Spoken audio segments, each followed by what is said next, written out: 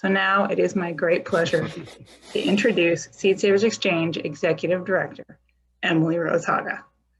Emily Rose has been a Seed Savers Exchange member, an exchange member, and a supporter for many years. And Seed Savers Exchange has played a profound role in both her personal and professional life. She credits Seed Savers Exchange and the exchange for piquing her interest in seed saving, and has been involved ever since her first involvement. She's a Wisconsin native and holds a bachelor's degree in horticulture and a master's degree in plant breeding and genetics from the University of Wisconsin-Madison. She worked as a plant breeder, developing tomato, pepper, and lettuce varieties for Johnny Selected Seeds in Albion. I think it's Albion, right? Albion, Maine. Yep. From 2012 to 2019. And Emily Rose joined Seed Savers Exchange as our executive director in September of 2019. Her first 2 years or so at Seed Savers have been a bit of a whirlwind, diving into strategic planning, a pandemic, a surge in seed demand, and she's really handled it all with grace, with strategy, and with compassion, and we are very grateful that she is here. So Emily Rose, I will turn it over to you. Thank you for that really sweet introduction, Heather. Thank you to everybody who's joined us today to talk tomatoes with Seed Savers Exchange member, advisor, a garden author that hope you're all familiar with already, Craig Lehoullier. So I just want to begin to say that all of us at Seed Savers Exchange are really incredibly grateful to be here in this moment in time, supporting all the gardeners that are remembering just how important the garden is and how important the seeds and the plants we grow in our gardens are to our resilience. Our membership community has grown in leaps this last year. We've had over 2,000 new members join to support our mission. And that brings our member network to well over 8,000 people at this moment in time. So our members are so lucky to be part of this thriving community where they can connect with experienced gardeners and seed savers who will not just swap seeds with them, but also share their wisdom so that they can be successful and find the same joy. I'm personally really happy today to have this opportunity to introduce one of my personal heroes in life, Craig Lehoullier. I think he exemplifies really what an incredible membership community you all are a part of at Seed Savers Exchange. Craig is the type of member I think we really want everybody in the seed community to know about. He's not just doing inspiring seed work, but he's also just this really profound example about the impact that all of us, any of us, can be having with our gardening passion once we've gotten bit by the heirloom seed bug. So before I got to know Craig, I got to know his epic tomatoes, and that feels like a pretty natural place for me to start making an introduction here to Craig.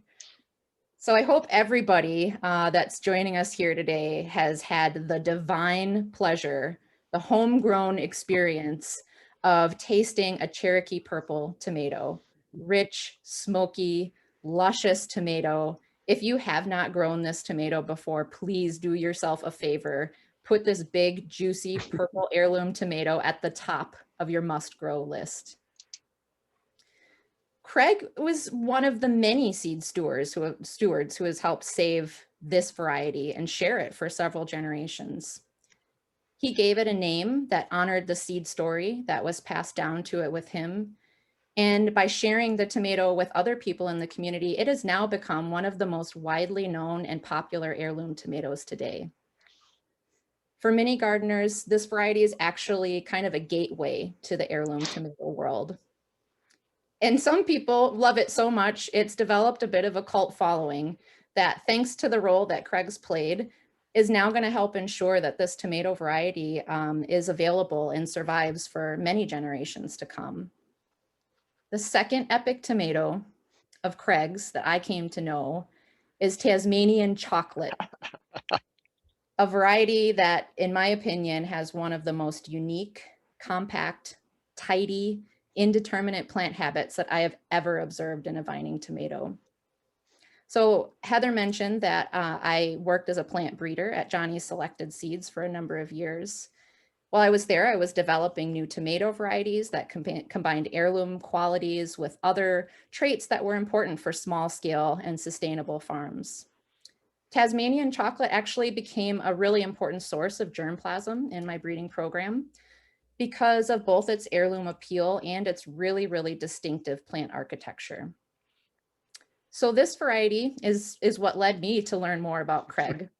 I looked up more about this variety, discovered his book, Epic Tomatoes, and was just really blown away by the work that he was doing as an independent breeder.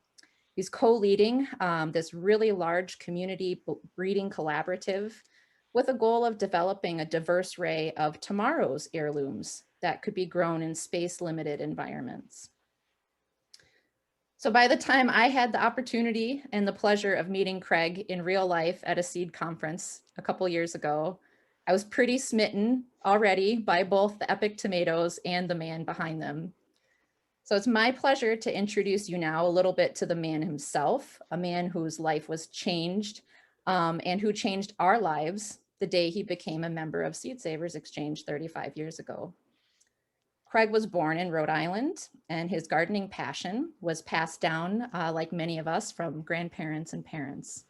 His grandfather, Walter, and his dad, Wilfred. His passion for heirloom tomatoes specifically began after joining Seed Savers Exchange, and he started listing seeds to share on the exchange in 1987. Today, he lives and gardens with his wife, Susan, in North Carolina. And over the years, he has not only listed as many as 500 varieties at one time on the exchange, but he has also become an acclaimed author and lecturer. His book, Epic Tomatoes, and his other book, Growing Vegetables in Straw Bales, are really invaluable resources to new and avid gardeners alike. He has a third book that he's working on about the dwarf tomato breeding project, which I'm sure will inspire countless new backyard breeding projects. And with that, Craig is really one of the greatest tomato experts I know, and it's a distinct pleasure to turn it over to him so he can share his passion with you all today. Oh my goodness. Thank you, Heather, and thank you, Emily Rose. And who the heck are you talking about anyway? And I'm just a gardener who likes to grow stuff, but it is such a pleasure to be here to share a little bit about what I do and why I do it, and really talk a little bit more generally about the Seed Savers Exchange and the impact it's had on me, and I'm sure all of you, and in the world. And I think that will be something we'll be able to say forever. So let's get started on this. I'm going to share this and we'll see how it goes. All right, so now I was thinking of what to call this little talk. It really is Journeys Together. And it is the Seed Savers and I, because it has been 35 years and counting, constant joy and constant wonder. And you'll find out why that is in a moment. So yes, we've lived in North Carolina now for 29 years, 28 of them in hot, humid, crowded Raleigh. And about a year and a half ago, we decided, well, the kids have been raised. We don't need the big house anymore. We certainly don't need the heat and the humidity and the traffic anymore.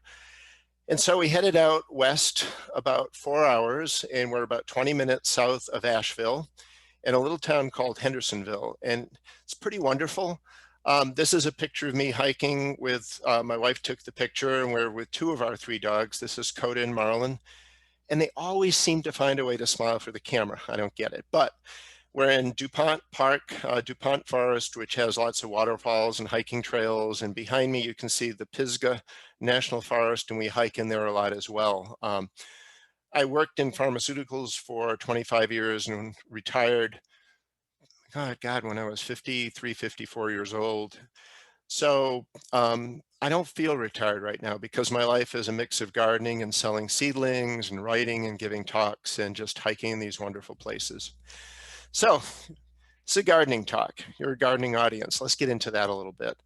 This is what my garden looked like in Raleigh for many of the 28 years we lived there. And That's me in the goofy shorts, hand watering everything as I like to do. And that is used to be our driveway. And it kind of freaked out our homeowners association and mystified our neighbors a little bit. Who is this weird guy with all these funny colored tomatoes growing everything in his driveway? But they didn't laugh when we were sharing plants with them or produce for them, and we told them that we were growing a ton of produce in our 250 containers.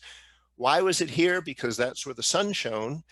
And on the other side of the house was a garden that I had dug by hand when we moved in 1992. But all of those loblolly pines and tulip poplars, trees grow. And it robbed me of the sun in that garden. And so I decided to move the garden where the sun was shining. And that allowed me to develop a skill and an expertise in container and straw bale gardening. So here we are in Hendersonville. It's a half-acre lot.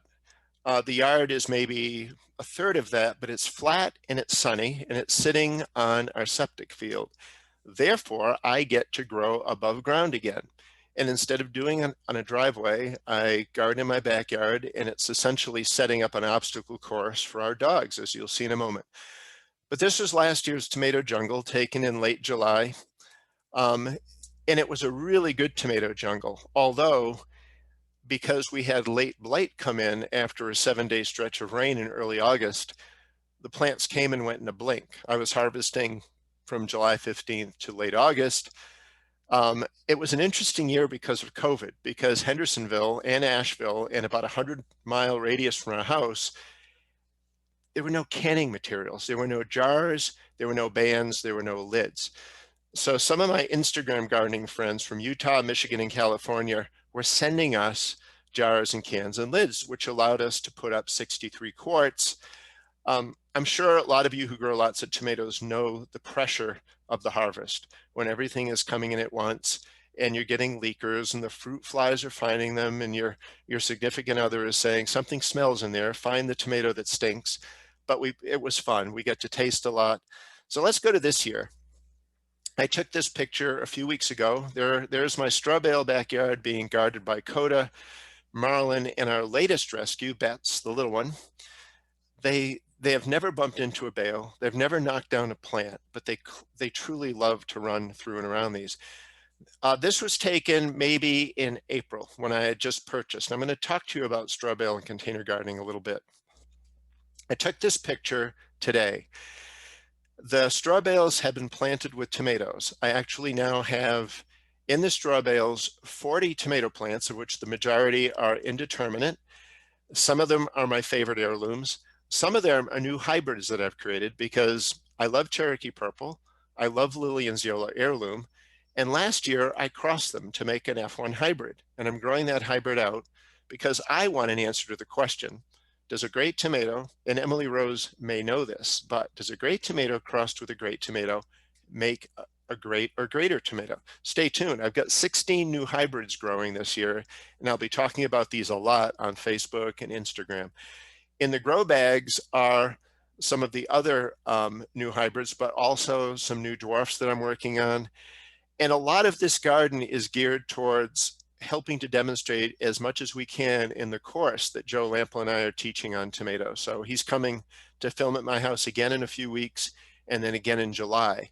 We're going to be looking for diseases, critter damage. We're going to talk about pruning, all of those things. This is what my driveway looks like because we are just in the midst of seedling sales. And somebody was telling a story just before we went on of people coming from 2 or 4 hours away to purchase seedlings at the Seed Savers Exchange location in Decorah.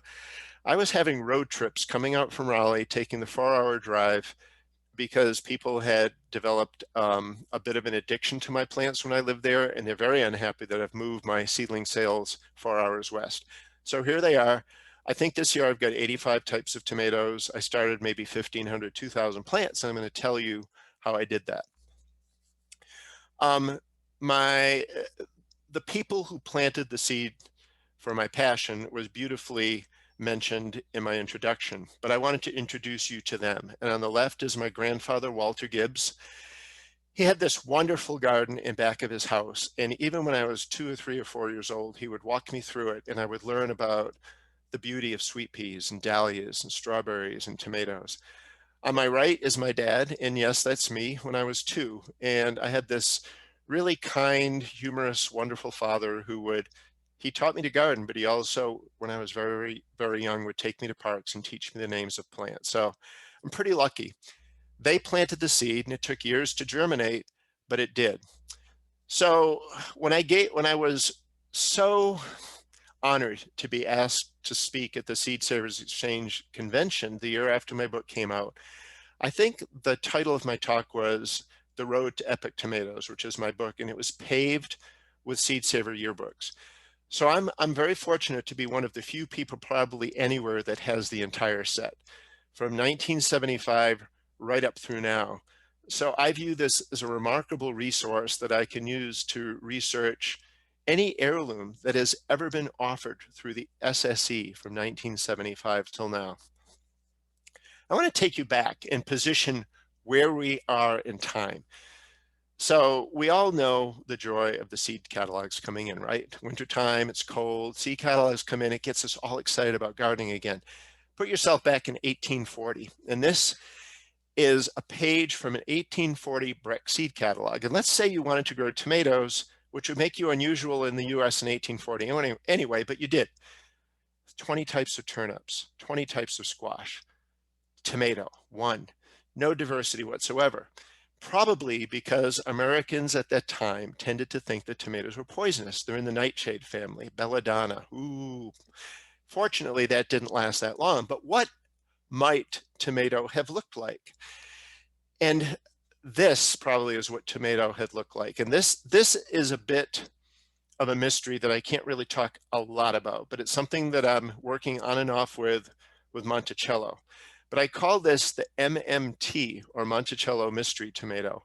It's ugly, it's wrinkled, it's creased. This is that variety growing in my garden in 2019. If you look at still life art in Europe in 1700s, this is what their drawings of tomatoes look like. So think about this. We started with ugly tomatoes. Seed companies looked to smooth them out, make them better for canning. And we've now gone back to thinking that it's the ugly heirloom that we want to grow because it's got stories and histories and it's going to be delicious. Look at where we are now. So I like to tell people that we are the most fortunate gardeners in history for the majority of crops, certainly for tomatoes, because even though we have lost a few historic varieties, if you look back in the catalogs between 1870 and 1900, there are some names we can't find anymore.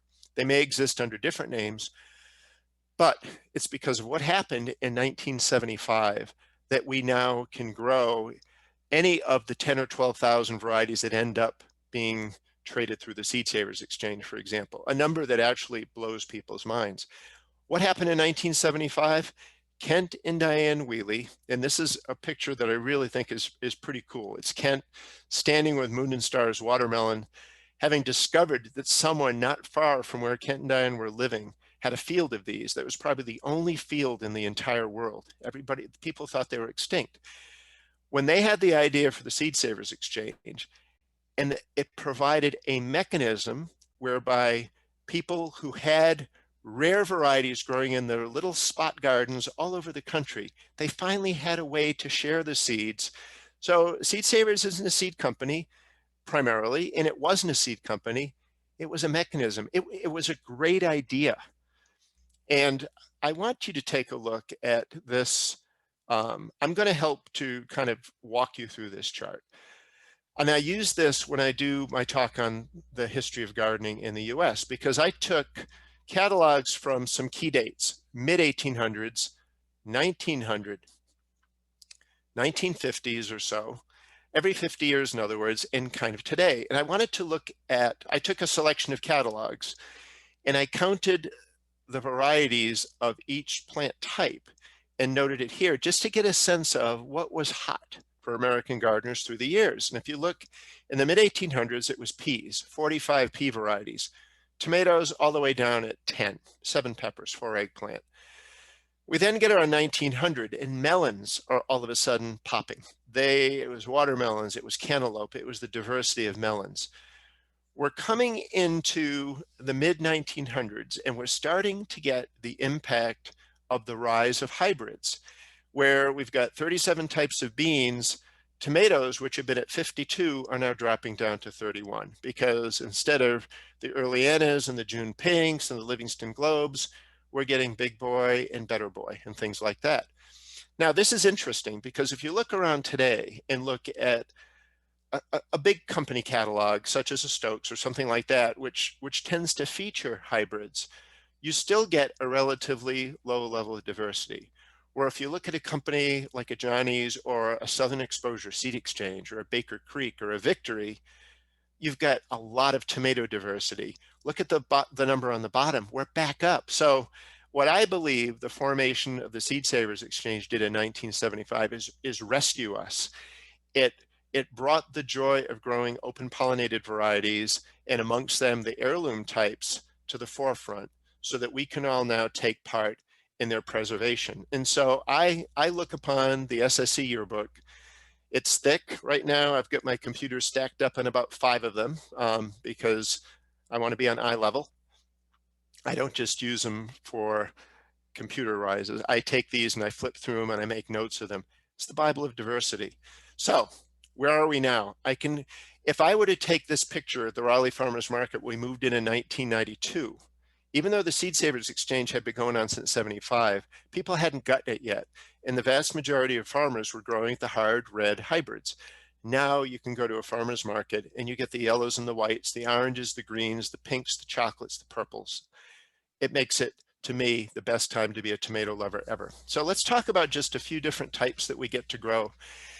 Now I want to expound a little bit on Cherokee Purple, because this variety, number one, I feel so lucky to have been sent it, because in a way it told me that this is something that I've been meant to do, because it isn't just Cherokee Purple. It was Anna Russian, and it was Lillian's Yellow Heirloom, and it was all of the varieties that just popped up in my garden unasked for, because the bees decided to make a great cross. I think I'm just meant to be doing this, and I wear the mantle gladly and enthusiastically. So this is the letter that accompanied this little sample of seeds that arrived in my house in Westchester, Pennsylvania, 1990. And to paraphrase the letter, it essentially says, here's a tomato that the Cherokee Indians gave a friend. I'm passing it on to you. It's purple. It has no name. Good luck there, fella. And so I grew it, and it had a color I had never seen before. Now, there was a variety called Purple Calabash that Gleckler and Hudson both introduced in the 1950s. It was very wrinkly and ugly, and it had this type of a color, but the flavor wasn't all that favored. So this is the beginning of the ascendance of the so-called black tomato variety. We loved the flavor, and I thought, what do gardeners do when they find something they love? They share it. So I listed it in the Seed Savers Exchange, and then I picked out a seed company, Jeff McCormick, Southern Exposure Seed Exchange, and I called Jeff and I said, I've got this tomato you need to see. I want you to really sell it in your seed catalog. So he grew it. He called me up and he said, you know, Craig, that tomato is really good. I love the story. It's ugly. It looks like a leg bruise. Nobody is ever going to want to grow it. But I'll tell you what, I'm going to list it in my 1993 catalog with this caveat, only for the adventurous, and we'll see where it goes from there. And look where it's gone from there. But think about, so this is the prototypical story of an heirloom. The Cherokee Indians, I have found out, shared it with the Greenlee family of Rutledge, Tennessee. Mr. Greenlee shared it with his granddaughter, Jean. Jean somehow met J.D. Green of Sevierville, Tennessee, and shared it with him. J.D. decided he would share it with me. I decided to share it with Jeff. Jeff decided to sell it in his catalog. I also decided to list it in the yearbook. What happens if we clip any of those links? That tomato could have become obsolete. It could have gone extinct. We don't have Cherokee Purple. And you can flip through that Seed Saver yearbook and pick an heirloom, and I'd be willing to bet a good number of them would have a similarly fragile story with a chain, with a link that if it were cut somewhere along the line, we wouldn't have that variety. What can you do with heirlooms? You can turn your garden into a living museum. You can turn your garden into a place to tell stories, and you can turn your garden into a place to grow gardeners, because they're enchanted by the stories and they are captivated by the flavor of the fruit and the beauty of it. So to me, my Seed Savers collection, my tomato collection, is just a series of letters. And this is one of the very first that I acquired. And this is the letter from Jim Halliday of Pennsylvania that accompanied a request that I made, one of my very first Seed Saver requests in 1987, where I requested Mortgage Lifter from him. He also sent me Pineapple and Tiger Tom. And this was very common with gardeners, where you would ask for one and send in your stamps or your $2 or whatever.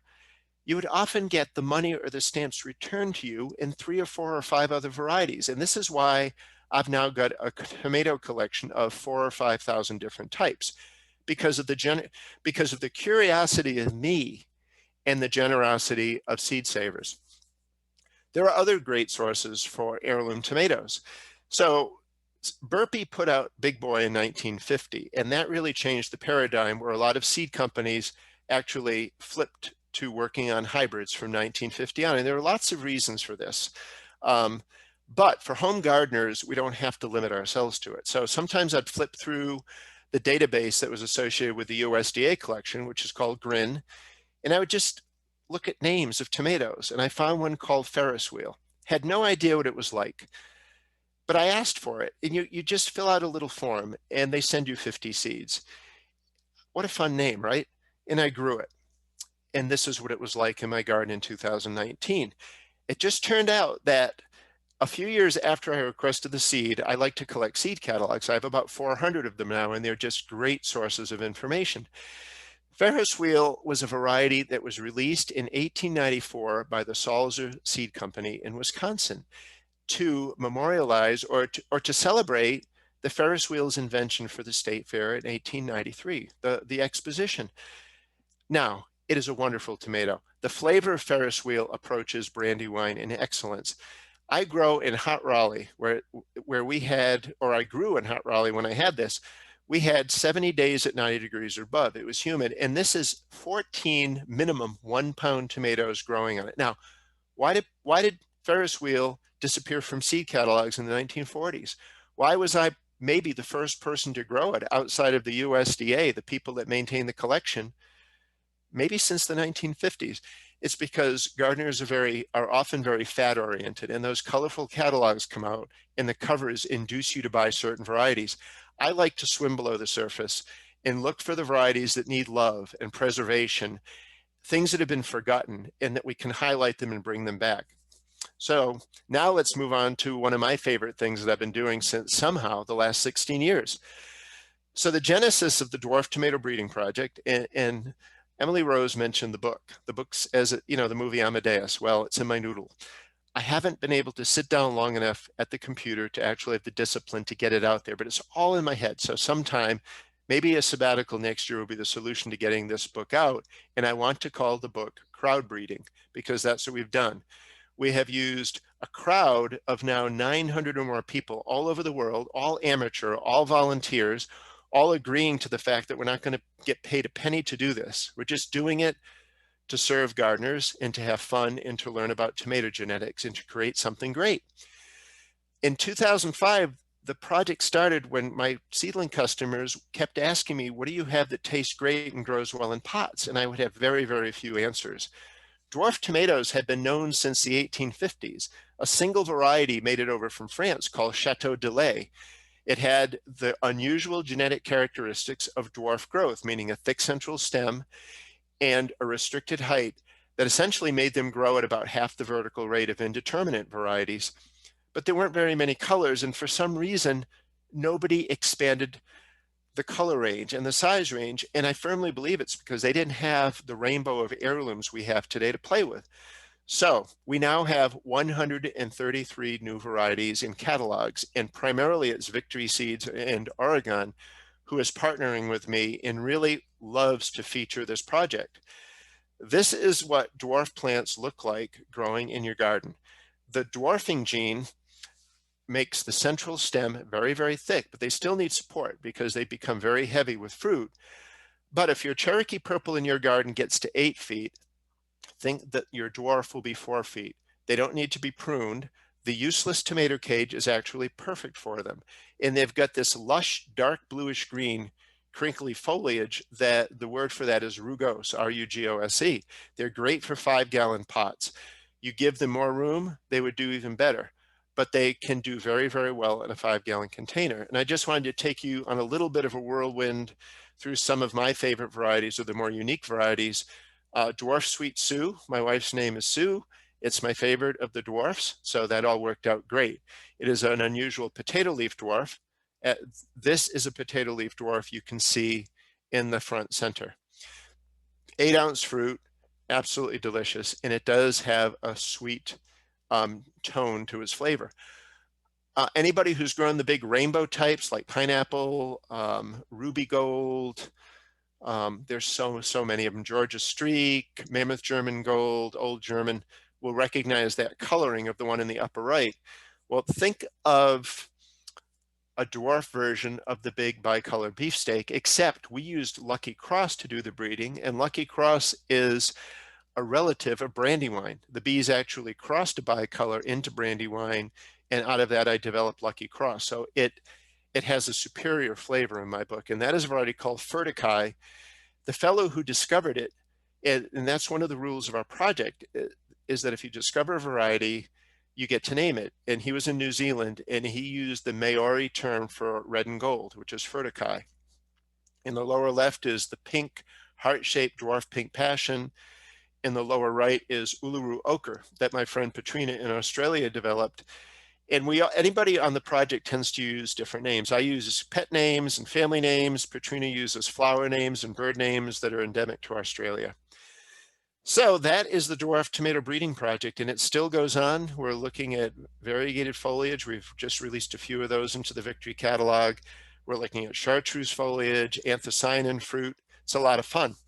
So a little bit more now. Color, and I want this part to be really fun, because I'm going to talk about the correlation or lack thereof between color and flavor in tomatoes. And in my years of gardening since the mid-1980s, having grown and tasted 4,000 to 5,000 varieties, somewhere in there, I can confirm there is no correlation between color and flavor. But each tomato, you may be hearing my dogs barking in the background, somebody may be delivering something, or we may have a neighbor come to visit, or I have a seedling customer. Each tomato is just like each one of us. They're a unique package of genes, and color and flavor just don't travel together. However, we eat with our eyes, and we may get an impression. We may look at a pink tomato and it's a placebo effect. We may think it's going to taste sweeter or more mild. And just to prove this, I wanted to take you on a mini tour of colors and flavor types. And so on this slide, if you like your tomatoes sweet, if you're kind of a candy lover, you don't want a lot of acidity tickling your tongue. You want that sweetness to come through. You've got your pink Anna Russian. You've got your white Queen. You've got your orange Kellogg's Breakfast, and pink Eva Purple Ball, and the big bicolor Ruby Gold, or the North Carolina heirloom that people love around here, but I simply don't like it very much at all, which is German Johnson. It's not only too sweet for me, but to me, some big pink beefsteak tomatoes have a funky off-type flavor, and I really picked that up in German Johnson. What if this is my category? What if you like an intense tomato that blows your mind? You take a bite and all you can say to yourself is, I am eating a great tomato, and the flavor lingers, and you think about it for the rest of the day, and you put it on your list to grow forever. Lillian's Yellow Heirloom, a variety that Lillian Bruce received from her sons, who used to go to fairs and collect fruit. She shared it with Robert Richardson, NYRIR, a seed saver in New York, who has since passed away. But in the early 90s, he sent me the seed. All he called it was Lillian's Yellow number 4. I think it needed a better name, so it's Lillian's Yellow Heirloom. Very unusual, and then it's a potato leaf indeterminate bright yellow tomato. When I was on Lynn Rossetto Casper's Splendid Table just after my book came out, her last question to me was, if you were on a desert island, what 3 tomatoes would you take with you? Sun Gold, the hybrid that I first bought from Johnny's in 1988, and I've grown every year since. It's a hybrid. Sorry, sometimes they're great. Cherokee Purple, of course, and Lillian's Yellow Heirloom. The green tomato at the top is one of our dwarf varieties, Beryl Beauty. I know that Grant Olson, when I first started talking about the project, he grew a lot of these in Decorah and absolutely loved them. Another dwarf in the center lower is Rosella purple, and that is essentially a dead ringer for Cherokee purple in fruit, size, shape, and flavor. Nepal, the tomato, again, Emily Rose, it's Johnny's. This is the tomato that converted me from hybrids to heirlooms. It was Nepal when I first purchased it in 1986 and grew it, and that set me on my journey through heirlooms. And Cherokee chocolate in the lower right. And this was a question I would often get with my seedling customers. I like old-fashioned tasting tomatoes that tasted like when I was a child. I want to have my tongue just sizzled by these. Tiger Tom, Green Zebra, a wonderful tomato that the Seed Savers introduced years ago, Azoichka. They got it directly from Russia. One of our dwarfs, Dwarf Mr. Snow, lower left. Blazing Beauty, another one of our dwarf, center. And a good old-fashioned red beefsteak, Acres, West Virginia. So there's a few things to say here. Number one, our dwarf tomato varieties are the equal in flavor in many cases to the best tasting heirlooms, which we're very proud of. What we don't know about our dwarfs is relative disease tolerance and resistance, because we didn't breed for that, or yields, or how they're going to do, which ones are going to do great in New England, which ones are people not going to like in Oregon. So even though the project's been going on for 16 years, there's still a lot of work to be done. Quick whiz through some of the highlights I've grown in Hendersonville the last 2 years. Polish, which I got from Bill Ellis, a Seed Saver member in 1988. Stump of the World, a Ben Quisenberry variety, as is Brandywine. And in growing these three historic tomatoes, mainstays of the Seed Savers collection, side by side, you get to see that they vary a little bit. Brandywine has smooth shoulders. Polish has slightly ribbed shoulders. Stump of the World is the most boat-shaped, with the most distinctive rib shoulders. However, they all share what I consider the perfect tomato interior, which is small seed locules, lots of meat, so you don't get the whole big core in the center plopping out when you cut it for a sandwich. This is what I look for in tomatoes for eating quality. Lucky Cross, which is the tomato that I bred from an unexpected Brandywine cross, and Green Giant. Who'd have thunk that a green flesh tomato would be one of the greatest tomatoes I've ever tasted? And if I were to add a fourth to my Desert Island top three, it would be Green Giant. And just to show that heirlooms are still being discovered, one of my book readers, Walt Swokler, contacted me, a friend now in Connecticut, and he said, I've got a tomato that my grandmother brought over from Italy, and I'd love to know if it's something we know about. So he sent me seeds. I grew it.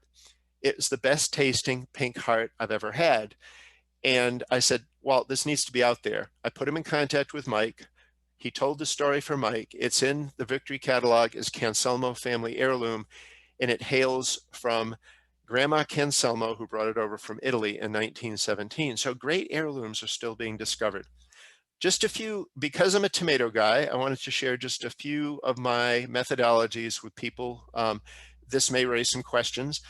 One of the things I've learned that's very helpful is that it takes about a month to go from seed to a plant that I then transplant up a size pot, and then a month for that to get to plant out. So if I'm selling seedlings or putting out in my garden on May 1st, I know I'm going to be busy transplanting on April 1st, and I know I'm going to be sowing seeds around March 1st. I am a rule breaker. I wanted to sell seedlings, but I don't have a greenhouse, and I wanted to be space efficient. So I thought, why not get a 50 cell plug flat, also from Johnny's, and use a good quality seed starter and sprinkle 50 seeds a cell and barely cover them, put them on a heat mat. This is my dense planting technique that I've been using for 20 years now, and I can do 2,500 seedlings, 50 different varieties in a 1 by 2 foot footprint. And this is the result. This is what rule breaking looks like. This is applicable to a wide range of crops. I've used it for beets and greens and lettuce and peppers and eggplant and kale and collards and basil and you name it. The only thing I would not use this for are large direct seeded type crops like beans and corn and squash and cukes, because you don't have to. A few more quick tips. Anything you grow in the ground, you can grow in a container as long as you use good quality potting mix, maybe with some manure and compost. And you understand that plants grown in containers are going to need more attention in terms of watering and feeding, because the roots are confined in a finite space, and you just have to tend those plants more. Straw bale. Straw bale gardening is wonderful because when you look at when I look at a straw bale, I see two 20-gallon containers equivalents of perfect loam. The thing with straw bale gardening is you need to start a treatment of them 2 weeks in advance of your beginning to plant. You need to trust your bale source because there has been increasing incidence of persistent herbicides in the wheat straw that will then kill your plants. And I've had 2 bales purchased at a big box store that have killed my plants over the year, but I've also planted in about 150 straw bales. So the odds aren't there great, but you can get bitten. The process for planting a straw bale is hitting it with high doses of nitrogen, alternating days for a week, watering heavily every day. That gets the composting going inside the bale, then hitting it with a balanced food, a 10-10-10 or something equivalent, and then watering every day. And then 2 weeks in, you can create a divot with your fist and seat your seedling in, or you can overcover it with a 2 to 3 inch layer of a potting mix and direct seed things like beans or squash or melons or cucumbers. Again, just like in containers, if you can grow it in the ground, you can grow it equally successfully, if not more so, in straw bales. And the thing about those of us who want to focus on heirlooms, oftentimes our gardens build up various diseases over the years, and we may want to grow a particularly sensitive heirloom that's failing in our garden. Whereas if you're using a container and a straw bale, you contain the quality of what you put in it. And I've gotten to grow some heirlooms that a lot of people say are very touchy to grow very successfully this way. Suckers, I'm going to one slide on suckers. This is what they are. And this is only for those growing indeterminate tomatoes. If you're growing determinates or dwarfs, close your ears because you don't want to sucker them. There's not only is there no need to, but you will reduce the yield. But indeterminate tomatoes throw out an additional growing stem every time leaves and main stem have a juncture. And a sucker then becomes a main stem, meaning it will sucker at every junction between leaves and that stem. It's easy to remove them. If you cage your varieties and you're on nice rich soil, let them all go and you'll have enormous yields. Your plant will be a jungle.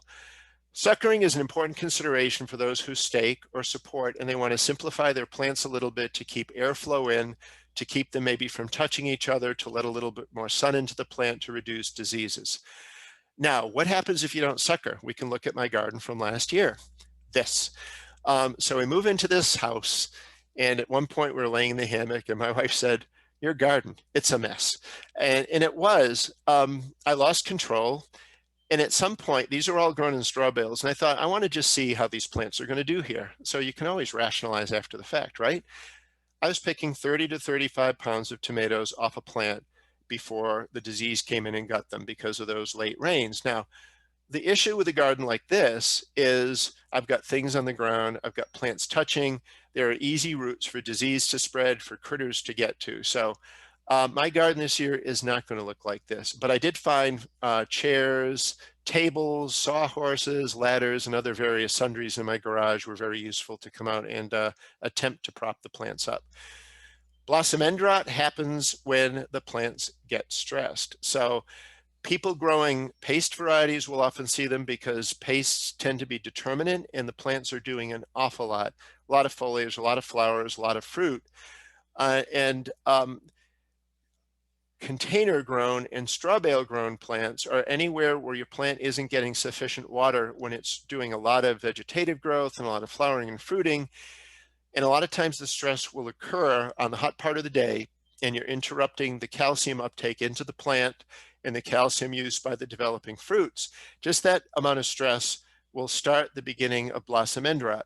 So if you could use drip irrigation or a soaker hose or be very, very disciplined with your watering, you will make blossom end rot nearly vanish. Yes, it's associated with calcium, but just dumping calcium on your plant isn't going to alleviate it if you're allowing your plants to stress on the hot parts of days. For cracking, it is related to some varieties' genetics. It is often when you want to let your tomatoes sit in the plant until they're vine ripe and you get rain or you water and you get more water uptake by the fruit and the skin splits. So here's an idea. And the other thing about that is critters will be much more attracted to fully ripe tomatoes on the vine and they'll be much more perishable. So what I've started doing is picking tomatoes at the breaker stage, or maybe about half ripe or so, when you've got some coloring at the blossom end, but you've still got green shoulders to about half the fruit. If you put them on your kitchen counter and just let them sit for a few days, within 2 or 3 days, they'll be fully ripened up, and they will taste indistinguishable from vine ripened tomatoes. And this is what you get. These were all picked last year at the breaker stage. Within 2 or 3 days, they were gorgeous. The flavor was delicious. When I started losing control of the harvest later in the year and things were hanging on the fruit until ripened, I was seeing more cracking. So this guy, I don't know if you deal with the tomato hornworm there, but if you do, if you see them walking around with what looks like little rice grains attached to them, leave them, because that means they've been parasitized by a wasp. The wasp will hatch out of these pupa and eat the worm from the inside out, kill it, and then release more wasps to parasitize more hornworms. But if you're having trouble finding them because they camouflage very well, get yourself a really inexpensive black light. I think when I mentioned this last year, Amazon had a run on them and they sold out. And go out at night and shine the light on your plants, because the hornworms will glow bright green, even greener than it shows here. Your plants will look purple, your hornworms will be green. That way you can find them.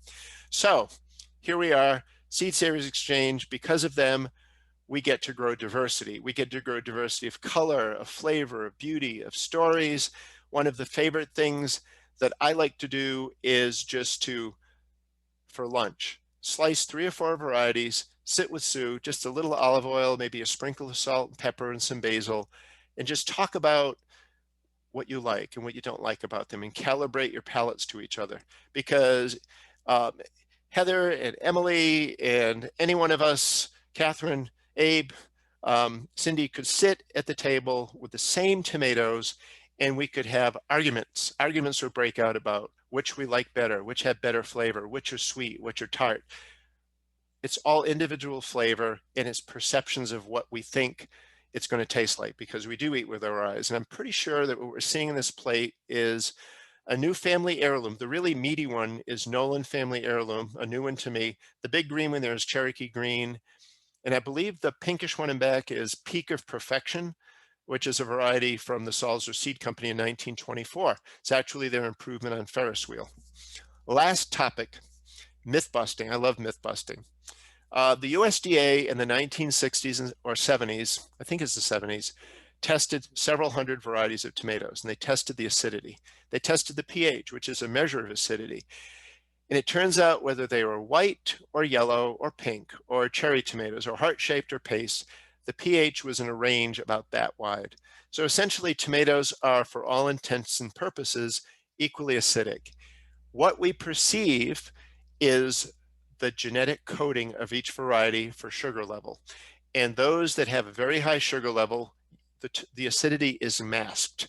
Those that have a very low sugar level, the acidity will pop. Now, the good news to canners is this is the picture of our 63 quarts. And last year I grew 133 types, and any of those 133 types made it into these jars. So that's 9 canning of 7 each, and we are now on lot 7. So we're 2/3 of the way through our tomatoes, but we really love them. Those are my 2 books. If anyone is interested in a signed copy, they can either drop me an email and I can talk to you about how to do that, or if you do purchase it from Decorah or Amazon or anywhere, I've got a roll of plates and I can sign one and send it to you with some nice seed packets. This is, to me, maybe one of the most important slides in the whole pack. And this was a young boy just loving our tomatoes at our Tomato Palooza tasting that we did in Raleigh for 10 years. So I hope a little bit of what I shared with you today will help you be a better gardener, but really it's more important for all of you to go out and try to grow a gardener yourself.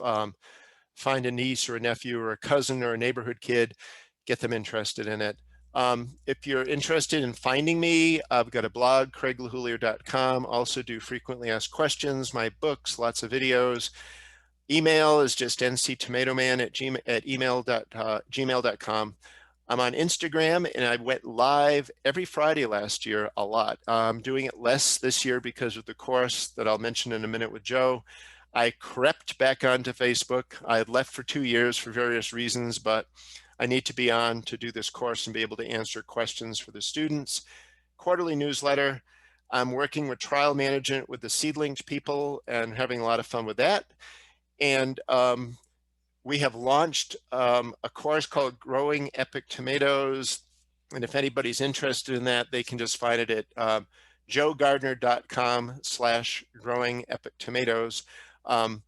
It's pretty cool. Right now we got 600 students in the class. It's all video. It's all self-motivated, modular. However, everybody gets an hour with Joe and I every week for what he calls office hours, where people can ask questions, and both of us go live a lot as well.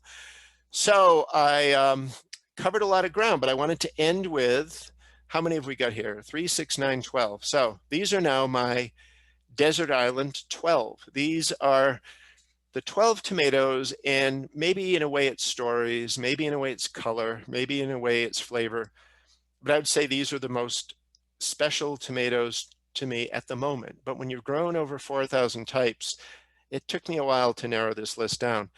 One interesting thing is a lot of these are tomatoes that I got early on in my heirloom journey. And it's amazing. I do this with music. Sometimes the first time you taste a particular tomato, it sticks with you and that becomes a favorite forever. So I really want to thank Heather, Emily Rose, everybody at the SSE, all of you, everybody who has renewed their membership, read my letter, responded to it. Gardens, Grows Tomatoes are going to be future friends of mine for spending this time with me. I hope all of you found something in there to take away. I just loved sharing this information with you, and I'm ready to take questions.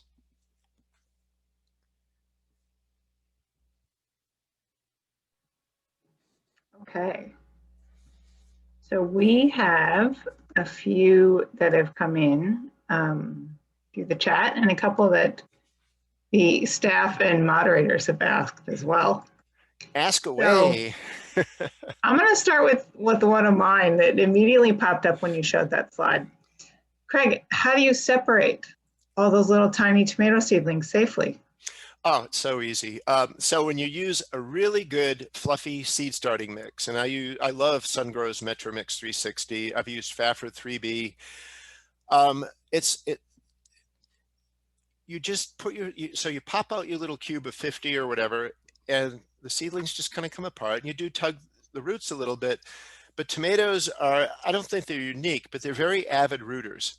So I just get a sheet of 18 3.5-inch pots and fill it with potting mix, and I transplant into dry mix, because if you wet it, the surface tension increases a little bit, and you just lay the seedling on and use your finger and push it in until the cotyledons are right up to the edge of the soil. Then you water it well. I leave it on the garage floor, maybe 2 or 3 days, because those seedlings had lots of friends, and now all of a sudden they're all alone in this pot, and the roots have to form. Any part of the stem below the surface of the potting mix will quickly root, and it takes about 4 weeks to get it there. I can do about 250 or 300 an hour, not labeling. So I'll do 18 Cherokee Purples and just have one label.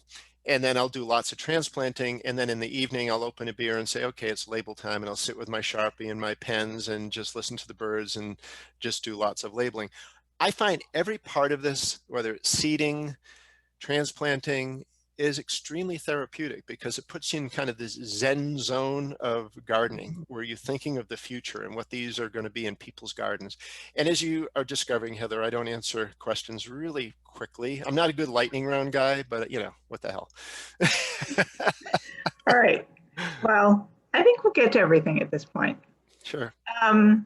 This is from Greg. What would be a good tomato to grow hydroponically in the winter in my basement?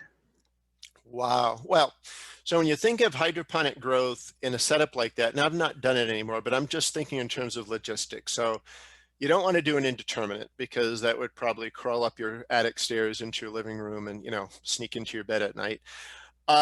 Dwarfs, depending on the intensity of light you could get at them, I mean, they grow half the height of indeterminates, but there is a class of varieties called microdwarfs that may be a good thing to start with. And they take the dwarf gene and they put it into hyperdrive. And anybody who's grown red robin or yellow canary or I'm trying to think of another one, Tiny Tim. So they literally are a plant that has the same thick central stem, rugose foliage, but they top out at somewhere between 6, 8, maybe 10, 12 inches. The issue with them to this point is they've tended to be smaller fruited, but there is a team I can put people in contact with that have been doing a lot of breeding work on these. Same thing as a dwarf tomato breeding project, but they're playing with the micro dwarfs, trying to upsize the fruit, get the flavor better, and get the color range. So I would say try those. You can take a chance on a dwarf as long as you could figure out how to support a plant that could get to 3 or 4 feet tall. But the micro dwarfs may be a better place to start. Great, thank you. This one's from Skip. Have any particular dwarf varieties shown promise for growing in hot climates, such as where I am in Central Florida? Well, I know that one of our volunteers is a very active member in the dwarf tomato breeding project, Marcia Eisenberg, and I think what you've got to do in Florida is use timing. And for me, it's knowing when you're going to get endless 90s, knowing when you have a lot of disease issues, because one of the things with 90 plus is any of your large fruited tomatoes are going to start dropping blossoms. Large fruited tomatoes don't like heat, they don't like humidity. So you could start with some of the more, the 3 to 6 ounce ones to see. But the best thing for him to do would be to email me, and I can kind of go mentally through my 133 types and suggest a few. And I've even got a lot of seedlings started right now that I don't know where to find homes. So we could work out, I could ship a few down to him and he could try some out. Sounds great. I received a seedling in person from Craig a couple of years ago. Yeah, the Faraday. Yeah. Still grow it. It's one of my favorites. I'm actually going to try to cross it with a Russian persimmon. Yes. So see what happens. Well, just what I can't wait to find out my Cherokee Purple Lillian's yellow, my Cancelmo times Green Giant, my Don's Double Light. And, I could ask Emily Rose, and maybe she could, she wouldn't blow the surprise for me, but have you done many heirloom crosses just to see what the quality of the hybrids comes out like? Emily Rose. Yeah, great question. I haven't done a lot of straight heirloom by heirloom crosses because a lot of times what I was working with was crossing an heirloom variety to, say, Sure. a line that was developed by a university program that maybe had like a disease resistance associated with it. Yeah. I did find that, it was hard to predict the flavor and how good a combination was going to be. So just because you crossed something that tasted good didn't always necessarily mean the texture was going to work out in the combination. Yes. The flavor was going to be the same as what the parents were. So yeah. It is a good idea to start with crossing things that you like, and you are going to be, much more successful in trying to recover something that has all those traits. But I found that it's easier over time to get all the combinations that you're looking for when you select out of the hybrid, and then you start to look at all those variations that come out. Part of that is just me trying to beat Gregor Mendel and teach myself plant genetics through crosses. So if I think of our dwarf project, the Sneezy cross, we've released 10 tomatoes out of that cross because they all have superb flavor. And that was Green Giant times Golden Dwarf Champion. Golden Dwarf Champion, so-so. Green Giant is outstanding. For some reason, the flavor genes of Green Giant have overwhelmed and swamped the mediocrity of Golden Dwarf. But yet, we've tried Black from Tula with a dwarf, and a lot of the progeny just are not very good. And a lot of the hybrids have not been particularly good tasting either. And you can't just drop it then. You have to play with the F2s, F3s, because the needles are in the haystack. You can't just give up. So yes, I don't want to take us down the breeding route, but it is fun. And for Emily Rose, it was work. Fun work. But it is fun work. It's a really exciting thing to be able to tease out that diversity and be finding new combinations. It is. Great. Well, thank you. Heather, more? What are your recommendations for amending poor soil for tomatoes? Oh, gosh. Compost, soil testing. I haven't found tomatoes have been overly picky for me if the soil is decent. And I will say that in Raleigh, I've grown in heavy clay soil, In Pennsylvania, I grew in perfect mushroom composted amended soil. I've grown in straw bales, and I've grown in containers. And if I were to grow a Cherokee Purple all 4 of those ways, the flavor would be indistinguishable. So again, it could be that certain varieties, the genes will swamp out any slight variations in nutrition and how that plant is growing. I think when it comes to happy tomatoes, there's a few things that make them very unhappy. You know, with sandy soil, the water will just wash through and you'll end up with stressed plants. So that's amend with lots of compost and get your soil retention up. Heavy clay soil can be really tough in terms of drainage, and tomatoes hate wet feet, and they will not really be particularly healthy looking if they have persistent wet feet. They'll look like they need watering, where actually they're suffocating because they're not getting any oxygen. I've found disease can often come into heavy clay soil more frequently. I had a lot of fusarium problems when I was gardening in Raleigh. So I would say definitely, you know, when in doubt, just get your NPK levels and find out what it is you need. Get a pH level and find out what it is you need, because if you're too acidic, you're going to run into problems with blossom end rot. You know, if you're too sweet on the other hand, and things won't be quite that right. So, you know, no substitute for understanding what you've got. I think. Go ahead. Okay, great. When you plant out your tomatoes, do you plant them as deep as possible?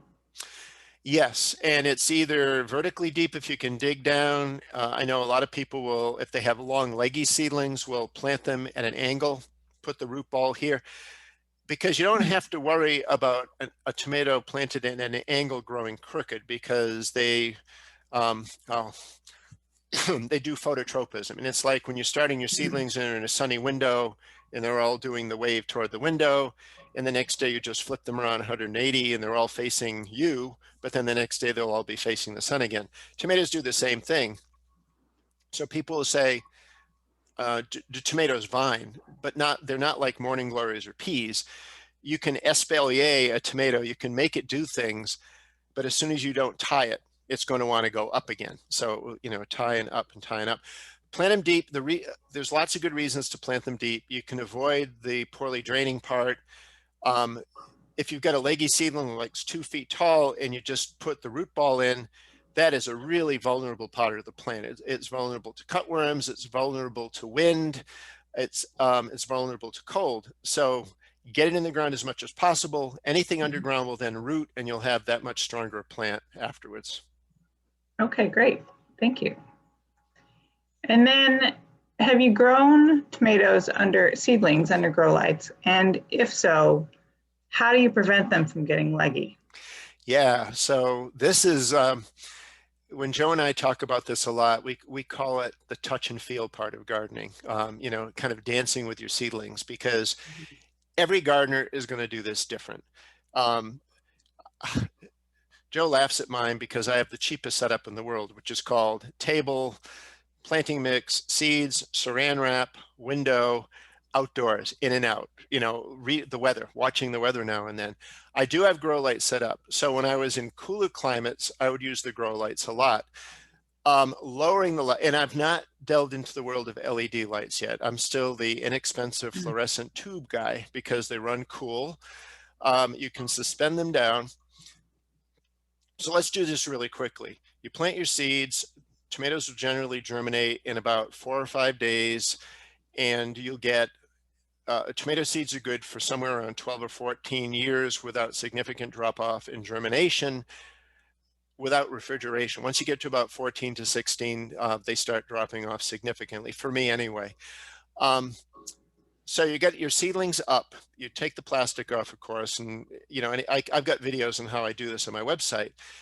I don't like to leave them in front of my window for more than maybe a week, because they do start growing. However, they get to about 2 or 3 inches tall, and then they do a little bit of a pause, and that's when the roots are starting to develop. At that point, if I've got days where it's 45 or 50 degrees and it's calm, and there's a filtered sunlight either coming through pine trees or it's partly cloudy, I'll give them an hour, and then I will bring them in. And the next day I'll give them 2 hours. I have gone to hardening off my seedlings, mass planted as 2,000 seedlings, because then once I transplant them in individuals, the hardening off phase, you don't have to start the clock again. The plants are already kind of tough for that. when you don't have those cool days and you're in a cooler climate, set up fluorescent lights or LED lights at the suggested and get them to where the seedlings aren't having to reach for them. The light's right down, you can get a nice stocky seedling, and my garage is cool, sometimes 38 to 40 degrees. Tomatoes are tough, and 32 is the magic number for killing tomatoes. But I had one night where I had 1,000 plants in my driveway. They were all hardened off, and the weatherman said 41. I woke up and it said 32.9. I thought I had lost everything. I didn't lose a single seedling because they were hardened off. Wow. And Great. my driveway is on that gravel. And I think what happened is the sun shone in the gravel, and overnight the gravel started radiating heat back up over the seedlings that created a protective microclimate. So this conversation is important because it does talk about touch and feel with gardening. Gardening isn't, I'm going to do a list in January, and then each week during the year, I'm going to do exactly what's on this list. Gardening is doing a list in January, and by the time you get to mid-January, you're already making adjustments. The weather's not quite right. Your germination isn't quite right. They're not hardening off like you like. But that then turns gardening from, I'm going to pick and can 60 quarts to, this is a wonderful journey that I've enjoyed every month of the year. And it really doesn't matter what I get at the end because I'm healthy. I sweat off my 10 pounds of Christmas weight. I listen to the birds sing, but you learned about the plants you grew, and you talked to them, and you formed little communities with people as you discussed what happened. And that's why I love all of this so much, because it's so much more than just growing a plant.